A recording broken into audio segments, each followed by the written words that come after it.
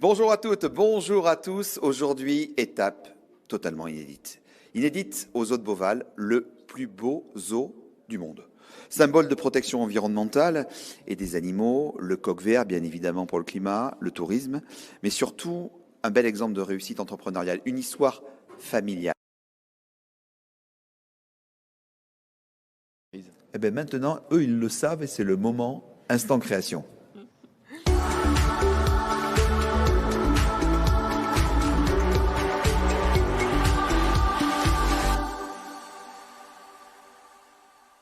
Ah ben vous tenez le choc et on est de plus en plus nombreux à suivre cette émission. On va avoir les chiffres tout à l'heure, mais c'est assez impressionnant. Jean-Sébastien Bourgault, responsable territorial, et Mam Delavaux, conseillère création d'entreprise BGE, et Gabrielle qui est avec nous aussi, Septi, fondatrice de Miago.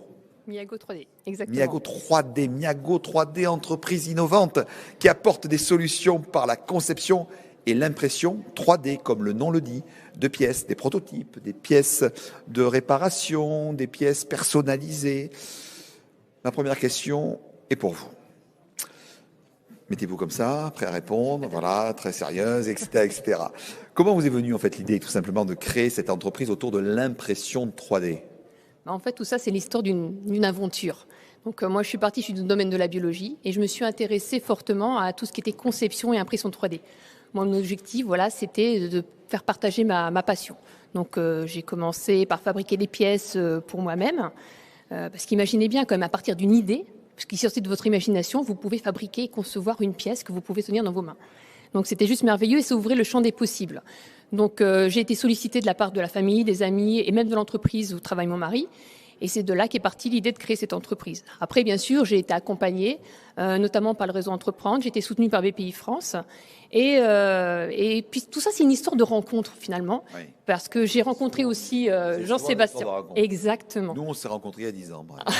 C'est vrai, c'est exactement ça. C'est comme ça commence. Bah ouais. Et puis voilà. Gabrielle, c'était il y a combien de temps ? Il y a un petit peu plus, un an et demi à peu près. Ouais, voilà, un an et demi, exactement. Déjà un beau parcours des aventures. Exactement. C'est une aventure. Et voilà. Et donc c'est grâce à lui que je me suis installée dans la pépinière à Blois. Et voilà, c'était parti. Donc, et puis j'ai intégré aussi l'accélérateur pour justement booster mon entreprise, parce que quand on est créateur, ce qu'il faut savoir, c'est qu'on n'a pas toutes les compétences. Donc c'est important, bien sûr, de pouvoir les acquérir au fur et à mesure. Alors vous prenez une démarche RSE dans votre entreprise, mais qu'en est-il quand vous fabriquez des pièces en plastique? C'est pas un peu contradictoire tout ça? Je vais prendre même contre-mesure, c'est-à-dire que je vais même vous prouver que finalement le plastique est une solution environnementale. Drôle d'histoire quand même. Hein. Ils ont fait tous les deux aussi. Je vais y venir. Tout simplement, Miago 3D fait partie de l'industrie 4.0. Donc, c'est une nouvelle façon de produire et de concevoir. Donc, voilà, on est sur des valeurs qui sont fortes, qui sont autour de l'environnement et de l'être humain. On utilise des matières biosourcées à base de plantes. On utilise des matières recyclées, recyclables. On met en place des cercles vertueux avec les fournisseurs. Et bien sûr, donc voilà, ça c'est par exemple une pièce fabriquée avec fécule de maïs et marc de café. Qu'est-ce que c'est ça? C'est un porte-téléphone. D'accord. Okay. Donc voilà. Montre-le un peu plus en hauteur, tu vas le montrer. Voilà. La caméra va arriver vers toi. Voilà, ça y vont vite. Voilà, c'est ça. Donc avec des matières biosourcées entièrement. Et tu veux montrer un deuxième produit? Je vais y venir après. Oh là, ok, on se calme. Il y en a même plusieurs. C'est vrai. Voilà, exactement. Bon, on s'en va. Non, le but, c'est aussi de lutter contre tout ce qui est obsolescence programmée des machines avec des pièces de réparation. Notamment ça, c'est un petit pignon de moteur qui a été fabriqué parce qu'il avait été cassé. Au lieu de changer tout un moteur entier, c'est quand même mieux de changer juste la pièce qui est nécessaire. Donc voilà, donc on s'investit aussi dans tout ce qui est domaine un petit peu de la santé, du domaine du handicap. Là, il y avait beaucoup de choses à faire. Et c'est par exemple fabriquer des aides techniques pour faciliter la vie du quotidien des personnes qui ont des problèmes de maladies évolutives ou de handicap. Et ça, justement, c'est un couvercle qui a été fabriqué pour permettre à une personne de retrouver l'autonomie au niveau de la boisson, ce qui est énorme pour elle. Donc voilà, donc je pense que j'ai à peu près démontré que finalement, le plastique, ça peut être quand même vraiment une solution environnementale. Mam, ça va? Jusqu'ici, tout va bien. Ok. Jean-Sébastien, même. Alors, vous allez nous dire comment vous avez accompagné Gabriel avec Miago et surtout comment vous l'avez accompagné dans son développement.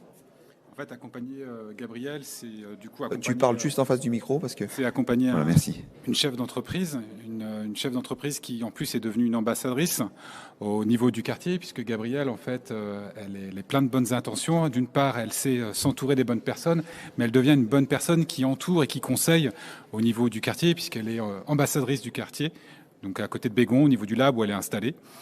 Elle est également investie, tu l'as dit tout à l'heure, dans l'accélérateur. Donc tu es une personne aussi ressource pour l'accélérateur puisqu'il y a de l'entraide entre les pairs. Et nous, notre accompagnement au niveau de BGE, c'est d'être ressource quand elle en a besoin. Donc par exemple, on a fait l'orientation au niveau du concours Talent des Cités. On a fait l'orientation au niveau de la Tiens, pépinière. rappelle à tout le monde le concours Talent des Cités parce que c'est important. C'est ce que c'est. Qu'est-ce que c'est que le concours Talent des Cités? Ça va intéresser nos téléspectatrices et téléspectateurs. Ah oui, c'est un concours qui est vraiment très important. Oui. Parce que du coup, il permet de révéler des personnes qui ont créé dans les cités ou qui sont issues des cités, et pour montrer que le talent est partout. Et une des volontés, par exemple, et une des missions de BGE, c'est de les accompagner, ces talents. Parce qu'en fait, on ne naît pas entrepreneur, on le devient. Exact. Et notre rôle, c'est d'être aussi ce révélateur, ce guide, cet accompagnateur avec MAM. Facilitateur sur tous les territoires. Facilitateur. Puisque MAM est du coup est présente à Romorantin, nous on est présent à Blois, à Vendôme, mais on a également sur d'autres territoires. Et c'est là où on a le plaisir d'accompagner des entrepreneurs, et c'est vrai, comme Gabrielle, qu'on retrouve aujourd'hui, qu'on met en avant, parce que ça devient une vraie ambassadrice. Et du coup, avec Gabrielle, on se dit que tout le monde peut créer à partir du moment où on a la volonté, l'ambition, les capacités. Exactement. C'est juste génial de voir des entrepreneurs qui réussissent au quotidien. Et je peux rester encore très longtemps pour vanter tous les mérites. Non, mais t'inquiète pas, je vais passer la parole à Mam. C'est l'instant Mam. Ah, mince. Non, mais tu vas être très à l'aise. Je Ça va aller. toute petite, mais Non, c'est raté. mais je vais te parler juste de ton métier. Conseillère de création d'entreprise, ma chère Mam, c'est quoi? Avant tout, c'est écouter les entrepreneurs qui franchissent nos portes. C'est être à l'écoute de leurs projets, c'est pouvoir identifier leurs besoins et puis surtout les conseiller. Du mieux que l'on peut et de pouvoir les mettre aussi proposer du réseau. Je pense que j'ai pas oublié, mais c'est particulièrement ça. Gabrielle, si on avait à résumer l'accompagnement qui est fait, c'est un accompagnement important. Oui. Voilà. Je n'ai pas le droit de dire non. Si tu peux. Non, mais après, tu quitteras le plateau très vite, mais tu peux. Pour toi, le mot accompagnement, ça veut dire quoi pour une créatrice d'entreprise? C'est déjà éviter les pièges, parce qu'on sait tous que c'est pas toujours si facile que ça. Il y a beaucoup de femmes qui n'osent pas se lancer, tu sais. Ah, mais j'en suis tout à fait consciente. Et même moi, il a fallu que je franchisse ces barrières-là qu'on se met des fois, que la société nous met, ou qu'on se met soi-même. C'est ça qui est très difficile. Exactement. Alors, ce que j'aimerais, Gabrielle, face à la caméra, juste ici, les yeux dans les yeux, tu dises aux femmes qui ont peur, qui n'ont pas confiance en elles, ce que tu leur conseilles de faire pour entreprendre. En fait, je vais même aller au-delà des femmes et même les personnes qui sont dans les cités, dans les quartiers difficiles, parce que c'est les mêmes problématiques. Donc moi, ce que je vous dis, c'est croyez en votre cité, croyez en votre quartier, croyez en vous, ayez confiance en vous, osez et surtout entreprenez. Allez-y, c'est une très belle aventure, vous ne serez pas déçus.